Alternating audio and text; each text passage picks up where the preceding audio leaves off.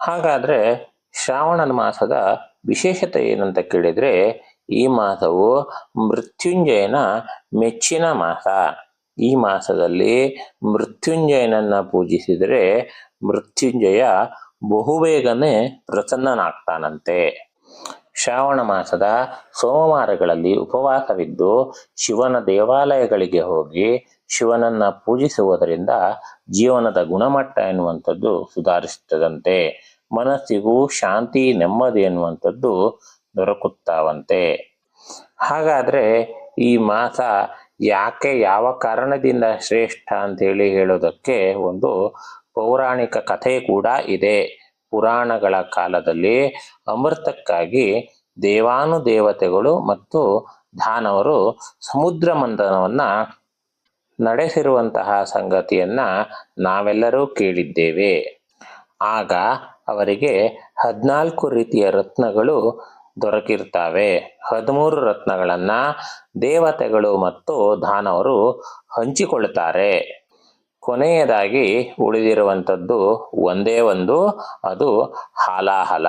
ಈ ಹಾಲಾಹಲವು ಇಡೀ ಬ್ರಹ್ಮಾಂಡವನ್ನು ನಾಶಪಡಿಸುವಂತಹ ಶಕ್ತಿ ಎನ್ನುವಂಥದ್ದನ್ನು ಹೊಂದಿರ್ತದೆ. ಆಗ ಬ್ರಹ್ಮಾಂಡವನ್ನು ಸಂರಕ್ಷಿಸಲು ಶಿವನು ಹಾಲಾಹಲವನ್ನು ಕುಡಿಯುತ್ತಾನೆ. ಆಗ ಪಾರ್ವತೀದೇವಿ ಹಾಲಾಹಲ ಎನ್ನುವಂಥದ್ದು ಶಿವನ ದೇಹವನ್ನು ಪ್ರವೇಶಿಸುವುದರ ಮೊದಲೇ ಶಿವನ ಗಂಟಲನ್ನು ಒತ್ತಿ ಹಿಡಿದು ಬಿಡ್ತಾಳೆ. ಅದರಿಂದ ಕೆಳಗೆ ಇಳಿಯದೆ ಗಂಟಲಿನಲ್ಲಿಯೇ ಉಳಿದು ಬಿಡ್ತದೆ. ಇದರಿಂದಾಗಿ ಶಿವನಿಗೆ ನೀಲಕಂಠ ಎಂಬ ಹೆಸರು ಕೂಡ ಬರ್ತದೆ. ಜಗತ್ತಿನ ಉಳಿವಿಗಾಗಿ ಶಿವನು ಹಾಲಾಹಲವನ್ನು ಕುಡಿದದ್ದು ಇದೇ ಶ್ರಾವಣ ಮಾಸದಲ್ಲಿ. ಇದೇ ಕಾರಣಕ್ಕಾಗಿ ಶ್ರಾವಣ ಮಾಸದಲ್ಲಿ ಶಿವನ ಆರಾಧನೆಗೆ ಹೆಚ್ಚಿನ ಮಹತ್ವ ಎನ್ನುವಂಥದ್ದು ಕೂಡ ಇದೆ. ಹಾಗೆಯೇ ಈ ಹಾಲಾಹಲದ ಪರಿಣಾಮವನ್ನು ಕಡಿಮೆ ಮಾಡಲು ಎಲ್ಲ ದೇವಾನುದೇವತೆಗಳು ಶಿವನ ತಲೆಯ ಮೇಲೆ ಗಂಗಾಜಲದಿಂದ ಅಭಿಷೇಕವನ್ನ ಮಾಡ್ತಾರೆ. ಇದೇ ಕಾರಣಕ್ಕಾಗಿಯೇ ಶಿವ ಪರಮಾತ್ಮನನ್ನ ತಂಪಾಗಿಸಲು ಶ್ರಾವಣ ಮಾಸದಲ್ಲಿ ಶಿವನಿಗೆ ಜಲಾಭಿಷೇಕವನ್ನ ಮಾಡಲಾಗ್ತದೆ.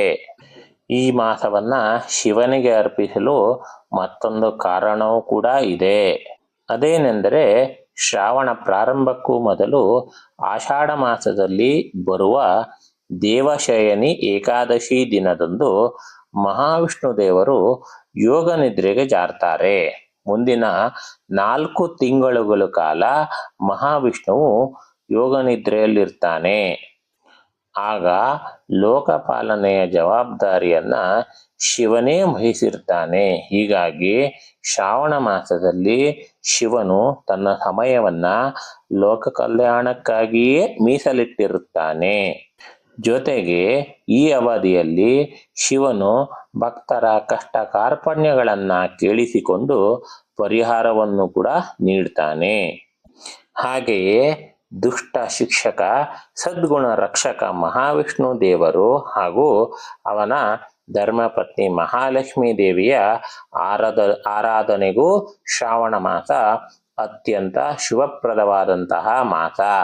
ಈ ಮಾಸದಲ್ಲಿ 4 ವಾರಗಳು ಅತ್ಯಂತ ಶುಭಪ್ರದವಾದದ್ದು. 1 ಸೋಮವಾರ ಶಿವನ ಆರಾಧನೆಗೆ, 2 ಮಂಗಳವಾರ ಮಂಗಳಗೌರಿ ವ್ರತಕ್ಕೆ, 3ನೇದಾಗಿ ಶುಕ್ರವಾರ ಮಹಾಲಕ್ಷ್ಮಿ ಪೂಜೆಗೆ, 4ನೇದಾಗಿ ಮಹಾವಿಷ್ಣುವಿನ ಪೂಜೆಗಾಗಿ ಶನಿವಾರ. ಈ 4 ವಾರಗಳು ಮಹತ್ತರವಾದಂತಹ ದಿನಗಳಾಗಿವೆ. ಈ ಮಾಸದಲ್ಲಿ ಒಂದೇ ರೇಖೆಯಲ್ಲಿ ಬರುವ 17 ನಕ್ಷತ್ರಗಳು ಉನ್ನತ ಫಲಗಳನ್ನು ನೀಡುತ್ತವೆ ಎನ್ನುವಂತಹ ಪ್ರತೀತಿಯೂ ಸಹ ಇದೆ. ಆದ್ದರಿಂದ ಅತಿ ಹೆಚ್ಚು ಶುಭ ಕಾರ್ಯಗಳು ಈ ಮಾಸದಲ್ಲಿಯೇ ನಡೆಯುತ್ತವೆ. ಈ ಮಾಸದಲ್ಲಿ ಧಾರ್ಮಿಕ ಕ್ಷೇತ್ರಗಳಿಗೆ ಭೇಟಿ ನೀಡುವುದು, ಇಷ್ಟಾರ್ಥ ಸಿದ್ಧಿಗೆ ಪೂಜೆಯನ್ನು ಸಲ್ಲಿಸುವುದು ನಡೆದುಕೊಂಡು ಬಂದಿರುವಂತಹ ಪದ್ಧತಿ.